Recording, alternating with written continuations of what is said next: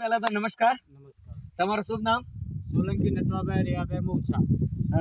સોલંકી નટવરભાઈ રેવાભાઈ મોછા ગામ છે તમારું? હા. ઓકે. તાલુકો કયો લાગે? પ્રાંતિજ. પ્રાંતિજ. અને જિલ્લો? સાબરકાંઠા. સાબરકાંઠા. હવે નટવરભાઈ, તમે જે અમારી જે ઇન્ડિયા ગ્રો બ્રાન્ડ છે એની તમે કઈ કઈ પ્રોડક્ટનો ઇસ્તેમાલ કરેલું છે? ઓલિવનું ભૂવસ્ત્ર.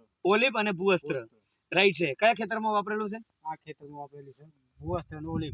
આમાં વાપરેલું છે. અને આ ખેતરમાં? આમાં ડીએપી ની યુરિયા વાપરેલી. ઓકે. આ ખેતર તમારો છે કે બીજાનો છે? આ બીજાનું. બીજાનો છે. ઓકે. મતલબ કે આ બંનેમાં શું ફરક છે? વાવેતરના દિવસમાં કેટલો ફરક? એક જ દિવસ પહેલા. આ બંને એક જ દિવસ પહેરેલા છે, બરાબર. બીજા નંબરમાં કયો જાતનો ઘઉં છે? 496. 496. ઓકે. અને કેટલી પાણત થઈ અત્યાર સુધીમાં? 3 પાણત છે. અચ્છા, બંને વચ્ચે તમને શું ફરક લાગે છે? જેની અંદર આની અંદર શું ઉપયોગ કરેલો છે? આમાં એટલું ફરક લાગે છે ને. નહીં, આ ખેતરમાં શું નાખેલું છે? આમાં યુરિયા ડીએપી. યુરિયા અને ડીએપી. અને તમારામાં? આપણા ભૂવસ્ત્ર અને ઓલિવ. આના સિવાય બીજું કોઈ ખાતર નાખેલું? ના, નહીં. ઓકે. તો બંને વચ્ચે તમને બંનેમાં ઘઉં તો દેખાય છે, રાઈટ? લગભગ સાઈઝ હરખી જ દેખાય છે, પરંતુ ફરક શેનું દેખાય છે તમને આ વાપર્યાનું? ફરક તો આ ફૂટનો દેખાય છે ને. શું દેખાય છે ફરક? પહેલા નહીં વાપરેલાનો બતાવો. અરે સોરી, યુરિયા ડીએપી વાળો બતાવો. આ યુરિયા ડીએપી વાળો, બરાબર? હા. 1 2 3 4. 4.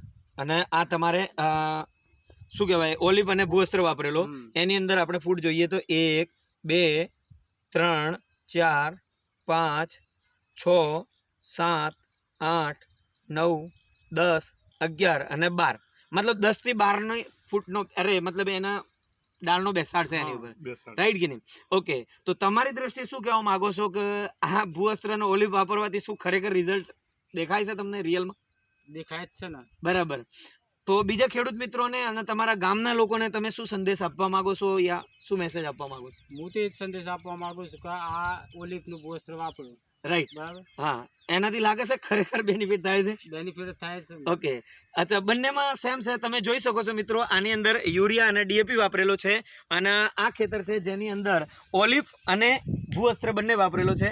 બંને વચ્ચે તફાવત આમ સાઈઝ એક જેવી છે, હાઈટ એક જેવી છે, લીલા પણ સેમ છે, પણ બંને વચ્ચે આટલો મોટો ડિફરન્સ છે કે આમાં 4નો બેસાડ છે અને આની અંદર 11 ડાળના બેસાડ છે. બીજું કે આ થોડી વાર થઈ ગઈ એટલે થોડો કલમાઈ ગયા છે, પણ કહેવાનો મતલબ એવું છે બંનેનો રિઝલ્ટ તમે જોઈ શકો છો. અને મૂળિયામાં બી તમે જોશો એટલે તમને ખબર પડશે મૂળિયામાં કેટલો ડિફરન્સ છે, રાઈટ છે? બધી રીતે આ તમે જોઈ શકો છો, આ યુરિયા ડીએપી અને આ ઓલિવ અને ભૂવસ્ત્ર. તો તમે તમારો કિંમતી સમય આપ્યો એ બદલ નટવરભાઈ તમારો ખૂબ ખૂબ આભાર. Thank you so much.